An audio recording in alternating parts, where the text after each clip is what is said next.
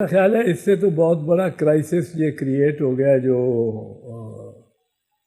اس کو ایڈریس کرنا پڑے گا پہلے تو پارٹیز کو. یہ جو کمشنر کا بیان آیا ہے جس کے بارے میں اس پہ کچھ اظہار خیال چیف جسٹس آف پاکستان نے بھی کیا ہے، اور کمشنر فیصل آباد کا جو بیان ہے ان حالیہ انتخابات کے بارے میں، وہ بہت میرا خیال ہے اوور ٹرننگ ایونٹ لگتا ہے، وہ ہو سکتا ہے ہو جائے.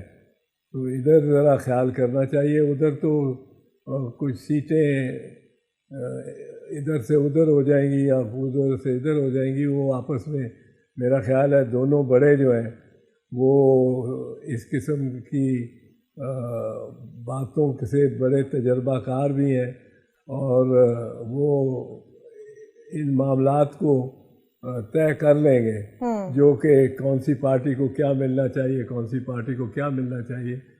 یہ اس سے کوئی مطلب ہے یہ سالویبل، اور خاص کر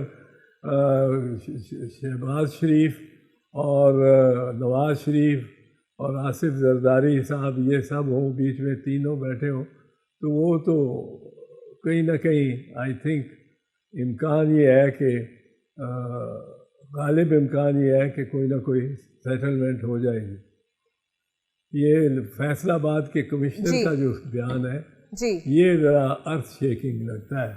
تو اعتزاز صاحب، اب جو پیپلز پارٹی، بہت سارے ناقدین یہ کہتے ہیں کہ ملک کو جو معاشی چیلنجز کا سامنا ہے، so only Peoples Party and PMLN can do wonders in it, کہ وہ دونوں پارٹیاں مل کے ہی اس کو بحران سے باہر نکال سکتی ہیں. آپ سمجھتے ہیں کہ اگر ایسی کوئی گورنمنٹ آ گئی تو وہ اسٹیبلٹی کی طرف پاکستان کو لے کے جا سکے گی، خود ایک اسٹیبل گورنمنٹ ہوگی؟ اتفاق اور کولیشن جو ہو اس کا کوئی حرج نہیں ہوتا، بلکہ بہتر ہی ہوتا ہے.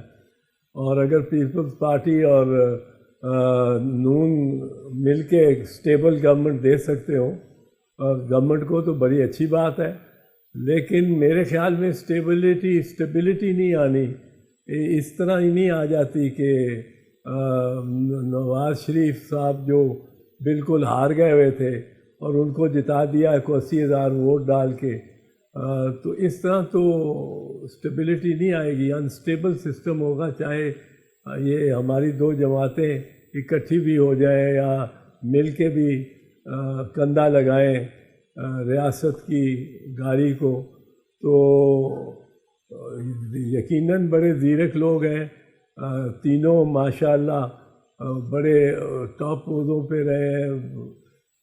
شہباز شریف صاحب بھی سابق وزیر اعظم ہیں، 3 مرتبہ سابق وزیر اعظم ہوئے ہیں. نواز شریف صاحب اور زرداری صاحب تو صدر رہے پاکستان کے 5 سال، اور ان کے وزرائے اعظم جو تھے ان کے ساتھ یوسف رضا گیلانی اور راجہ پرویز اشرف، ان سب کی بڑی بہت ہی اچھی ایک لحاظ سے پریکٹس تھی کہ کوئی وکٹمائزیشن نہیں ہوئی، کوئی کسی کو جیل میں نہیں ڈالا گیا، رکھا گیا، تو کسی کو اس طرح تنگ نہیں کیا گیا پولیٹیکلی. وہ ایک ہی دور ہے شاید جس میں کوئی پولیٹیکل وکٹمائزیشن کی شکایت نہیں ہو سکتی. 2 ادوار اور تھے، وہ 5 سال پورے نہیں ہمیں کرنے دیے. وہ بی بی شہید کے جو جب وہ پرائم منسٹر تھی تب بھی کوئی پولیٹیکل پریزنر نہیں تھا. تو یہ ایک شائستہ گورنمنٹ تو انہوں نے کر کے دکھائی ہے. پر میں سمجھتا ہوں بحران اب اتنا بڑا ہو گیا ہے کہ اس میں سب کو ہی ملانا پڑے گا، سب کو ایک پیج پہ لانا پڑے گا. اور سب سے میری مراد ایک اینڈ سے لے کے دوسرے اینڈ تک آف دی پولیٹیکل ڈیوائڈ.